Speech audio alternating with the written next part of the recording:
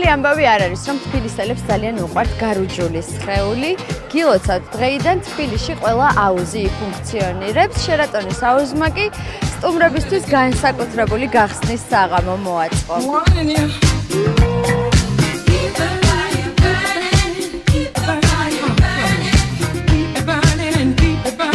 კორპორატიული საღამოები ხშირად მიყვარს? კი, ხშირად მიყვარს, როცა ვახერხებ, როცა უნდათ რომ ეწავიყო, პრინციპში მიყვარს ყოველ. უტყვები ახლა ხშირად არ არის მაინც ბელი. მაშინ ხშირად არ მიმყავს. ხმები რაღაცნაირად არ მიხუჭდება, ძალიან კაი ყოფილა.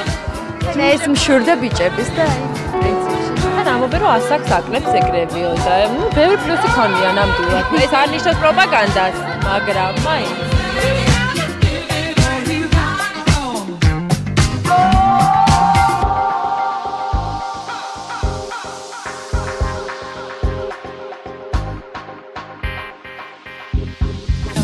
სხვა უფრო გიყვარს თუ აუზი? სხვა. და ეს მარილი და რაღაც ოქს ხვარსი ამ. აი სხვა უფრო აი აფხაზეთში რო სხვა იყო ისა ესეთი სუფთა, მაგრამ ნუ თბილისში ახლა ალტერნატივა არ გვაქვს და აუზები რა თქმა უნდა. აფხაზეთივით სუფთა სხვა სად პოულობ კიდე სადად იხარ ხოლმე და ასე ცაში. სხვა. სხვა. მარილი არ გაწუხა. არა.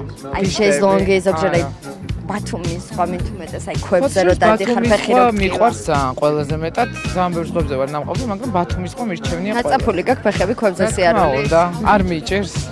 მართლა ძალიან მიყვარს. კარგია, თბილისში სად ირუჭები? აქ დავდივარ ხშირად ძალიან მეტეხში. ბათუმის ზღვასაც და ქვებსაც მირჩევნია აუზი.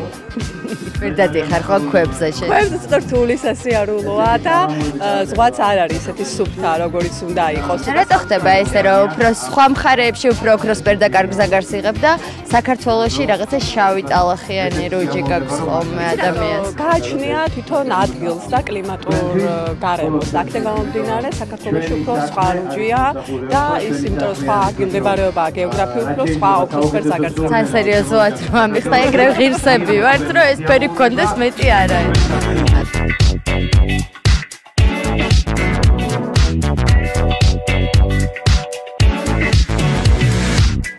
ესე იგი პატარა გასართობიც ვიპოვე. არბოლეტია მოთავსებული შერატონის აუზზე და ვინც 10-იანში გაარტყავს ეკუთვნის საჩუქარი.